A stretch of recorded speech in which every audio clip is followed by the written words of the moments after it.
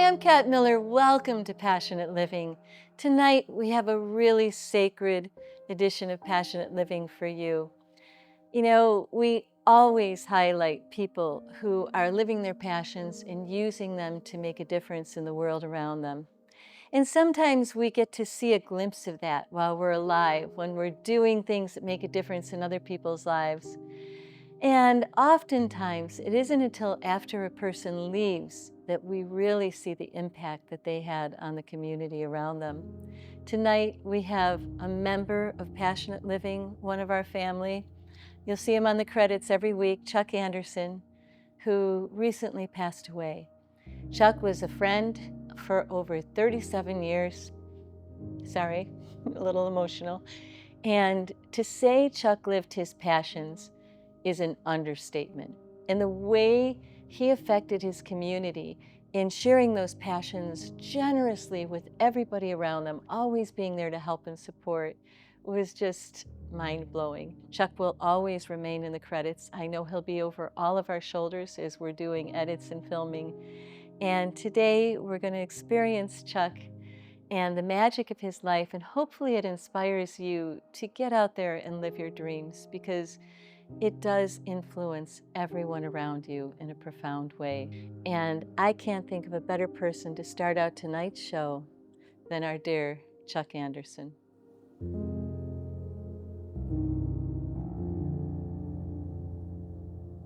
And before we launch into our truly amazing show today, I want to bring somebody on camera who's been a pivotal part of helping us through season 4. We have about 4 or 5 more shows left to the season, and I want to bring on Chuck Anderson and thank him for everything. Chuck, you can do it. He's not dressed for camera today. Not at all. But we surprised him, and I'm grateful to you coming on. Chuck, we've been friends for over 35 years now. Oh, yeah. Wow, we're not that old. We're only 35, so we met at the hospital when we were born. Is that how it works? That's how, yeah, exactly. I remember it was cold in there, too. It was cold, yeah. So I just want to thank you. We had everybody, all of our viewers, our crew from Passionate Living, thank you for everything that you've done in providing us with lights at times, with cameras, with your studio here today, with one of our guests on the show today. I mean, you're always there for support, and I'm so grateful to you. It's always been my pleasure for all these years, because you helped me years ago with my studio, and now I'm giving back to you. Oh, thank you so much. I just love you, and I'm so grateful to you. So as we launch into today's magical show, welcome to Passionate Living.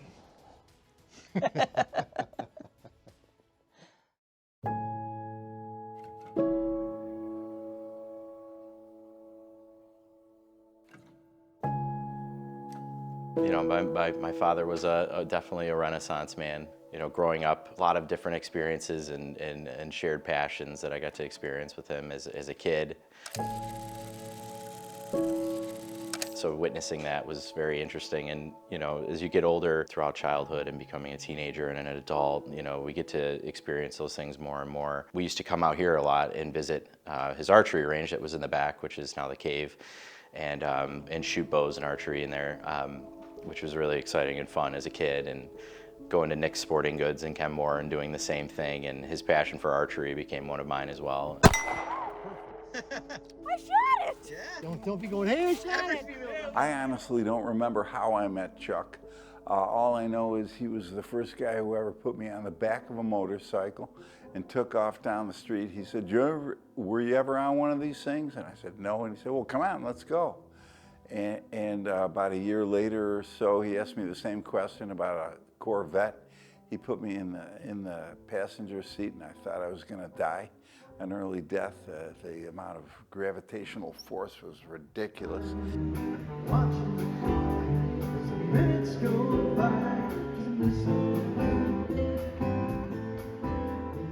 I remember meeting Chuck at the auction house, and that's when I first got to know him. And he was very nice and open and generous and stuff. And then later on, when he up in front, when he had the studio, And he was a very big part of NORAD. I don't know if you guys knew that or not, but he was a huge part. Besides being a Erie County Sheriff's sharpshooter, he was the same thing for NORAD. And he had to put in some flying time to get his time up. So he took off, and what he did was, he got to an altitude, he put his target thing on so nothing would get in his way. And he took off towards Florida, and about halfway through, a couple of fighter jets are alongside of him. He had inadvertently targeted Air Force One. And they thought he was going to shoot Air Force One down. And they had to communicate with him to turn off his laser, which he did, and then they just let him go on. But that was one of my favorite stories of him. That's a great story. You know, it was amazing. If you didn't know Chuck and you heard the stories, you would think someone was a chronic liar, saying nobody could.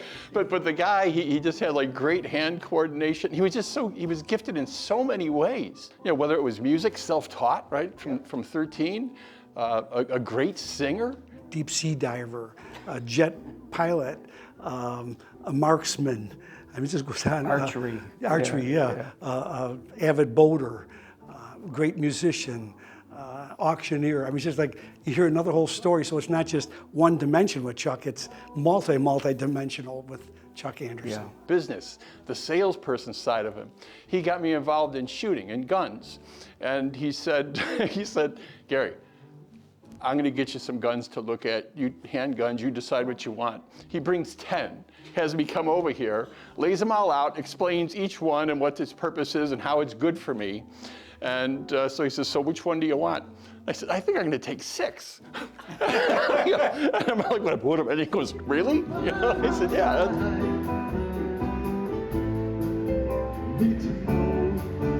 Was it me or was it you?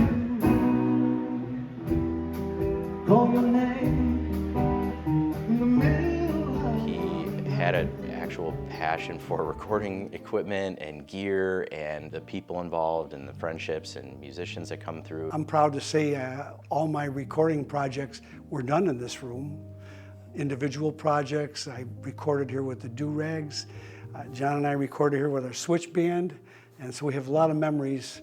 But it goes much further back with Chuck because he's just a giver, and he always wanted to make sure that whatever we would try to do, it was the best that he could help us, providing equipment, providing advice, all that type of stuff that you normally don't get in a setting that when you're going in to do a recording. But I'm also the vice president of the Buffalo Music Hall of Fame, and we were very excited to get Chuck inducted a few years ago. And it was a well-received event, and he performed up there, and he had just been going through some serious issues health-wise prior to that, but he pulled through and did a great job on that. Chuck Anderson, congratulations on your induction into the 2023 class of the Buffalo Music Hall of Fame. My music career started in about 1963, and me and Jimmy Ralston kind of taught each other how to play guitar. Then we created a band called the Barons and played for about a year, and then after that we called the band The Mood. We played for about 5 or 6 more years. Then my family business really got in the way, and I had to make a decision. Do I quit playing out, or do I make a living the way I should with my family business? And I did that, but I never forgot about music. It's been in my heart forever, and it will be forever. Thank you. Kenny, you and I spent a lot of time in this studio. I know we helped Chuck build it along with Tony Romano. Sure. At one point, I lived on one side of the studio and you lived on the other. That's right. You were in the house over there. I had an apartment over there. And the security alarm would go off in the middle of the night. Even if a mouse ran by. Yeah. Yeah. So we would sort of take turns coming over to make sure that there was nothing wrong. After we picked up the phone and we heard, "This is Chuck Anderson. there's been a security breach in the thing. And then Chuck would call both of us and say, can you go over and check? And Sure. I'd be like, you got the worst of it though, because I'd be like, I'm a girl, I can't go check. What if there's really somebody in there? And then you'd say, yeah, what if there's somebody in there? You've got a better chance than me. I think Chuck should have brought his arsenal over. That's what he probably should have done. A lot of good memories. A lot of projects. 2015, we worked together out back to kind of renovate what used to be the archery range. Needed a lot of love. Concrete floors, open ceiling, no drywall, block walls, and he mentioned to me they wanted to start a music venue out back, and I was a little shocked, and to me it felt like almost like a midlife crisis. I said, a music venue? Is that really what you want to do? And it was really a passion project. It's really what it was, and I think I looked at it like, oh, well, this is going to be, some form of a business. We're going to be selling alcohol and live music out back and meeting new people, and it was, but it certainly didn't take on the form of a business as much as it was Chuck's passion project. It really was.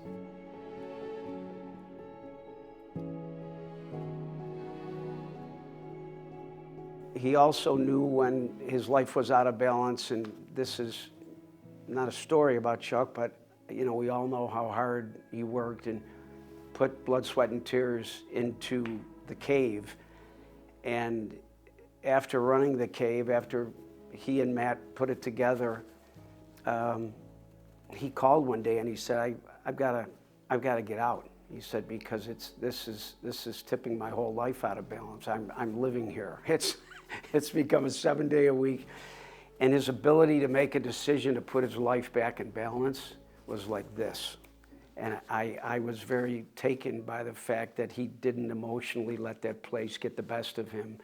He was thinking about Robin and his son and his daughter and his life and his friends. And he said, I've got other things to do here. So I love Chuck Anderson with all my heart. Well, it kind of started when me and my sons were building our outdoor venue right behind this building on Amherst Street. Chuck got a hold of me and said, I've been trying to run this bar business for a couple years. He says, it's really not for me. He says, I got to get out. He says, I want you to buy me out.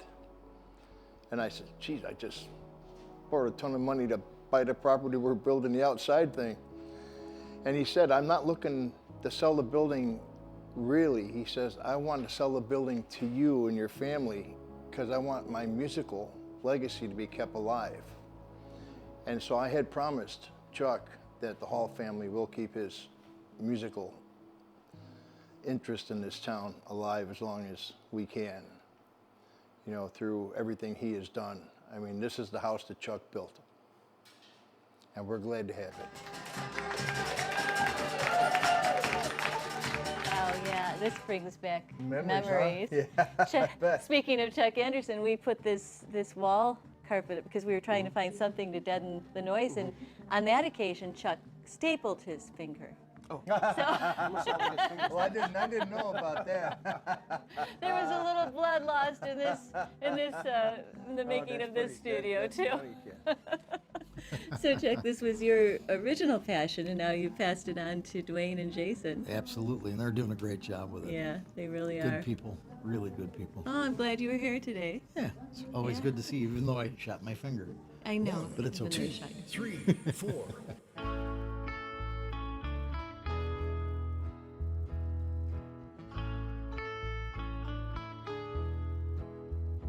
There are places I remember all my life, though some have changed, some forever, not for better. Some have gone, and some remain. All these places have their moments with lovers and friends. I still can recall. Some are dead and some are living. In my life, I love them all. The thing about Chuck that I really wanted to mention, there's talk of Chuck being a Renaissance man. For those of you who've been lucky enough to read any Joseph Campbell, who developed the phrase, follow your bliss. Chuck had many blisses, and he took the overcoming of challenge as his bliss, and it was in the conquering that he found his bliss, whether it was photography or music or diving or shooting. During all that, he remained a tremendous people person. Chuck was, of all of my friends, the one who I could count on most to pick up the phone when I'd call. Now, he's a busy guy, you gotta keep in mind. I'm sorry for the tears. For people and things that went before, I know I'll often stop and think about them. In my life, I love you more. My dad would say when the good Lord was handing out gifts, Chuck Anderson was standing at the front of the line with everything that he did. Probably the most touching experience with Chuck. He did some very, very meaningful, sensitive videos for both of his children, Matt and Shannon, for their wedding day. And I was fortunate enough to be part of the crew on the audio video for that day. And just his level of wanting it to be perfect, and just his heart of just wanting this to be the best it could be for his children. He was an incredibly well-balanced man. I respected that about him greatly. Ready, guys? We're rolling. I'll take the slow, sweet walk with you. You'll let go of my hand to say I do.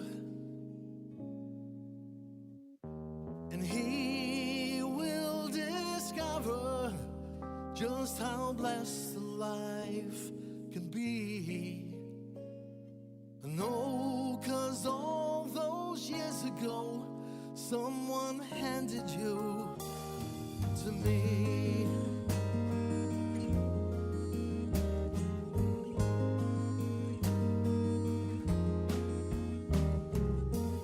Every step that we take brings back those memories. Hi, my name is Everly. What's your name?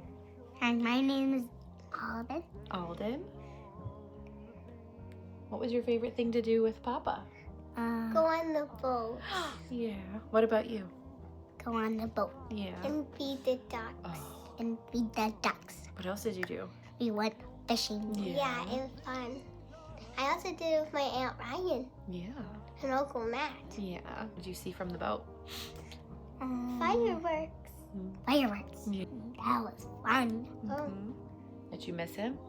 I miss him so We much. love him? I love him. Yeah. I miss him so much. Yeah. He was a cool dude, huh? Mm-hmm. I do. And he will discover just how blessed the life can be.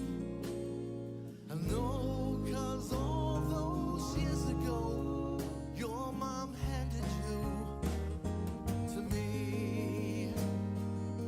If I could tell my dad something I'll carry forward from him, it's the way that he showed up for people with his loyalty, his humor, and his quiet strength.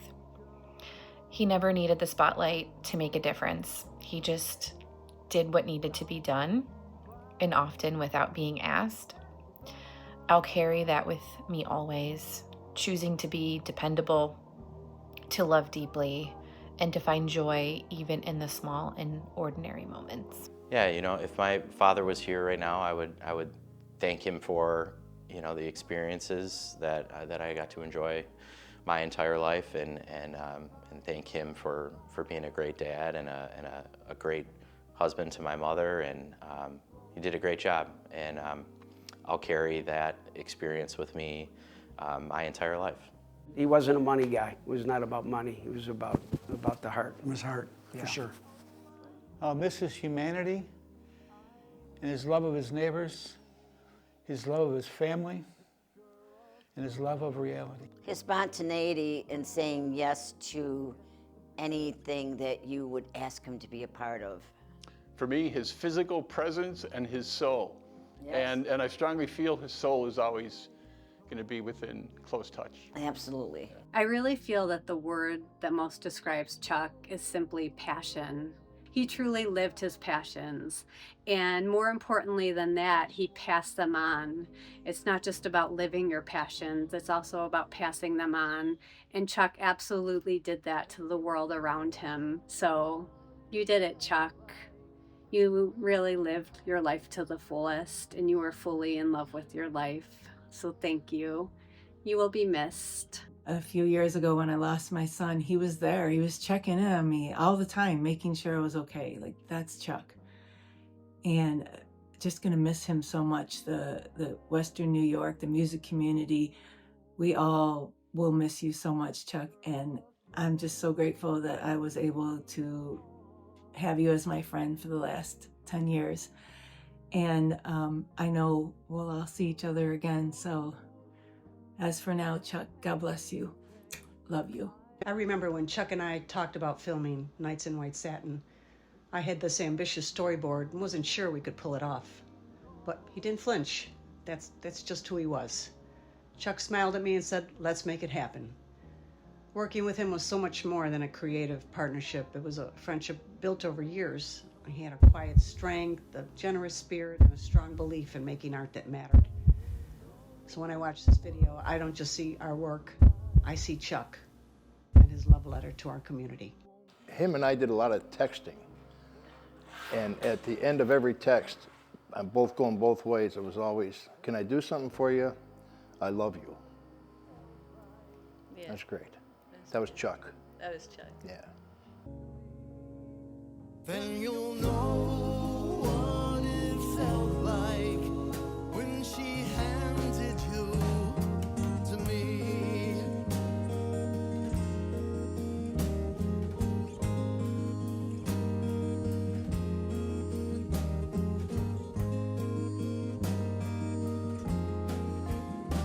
She handed you to me.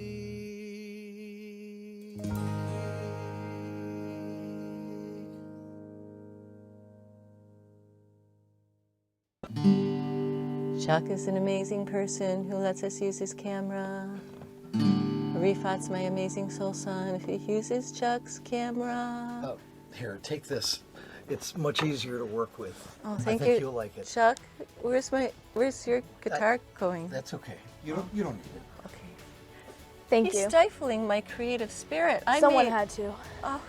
Don't fall, please. Don't fall. No, you're no.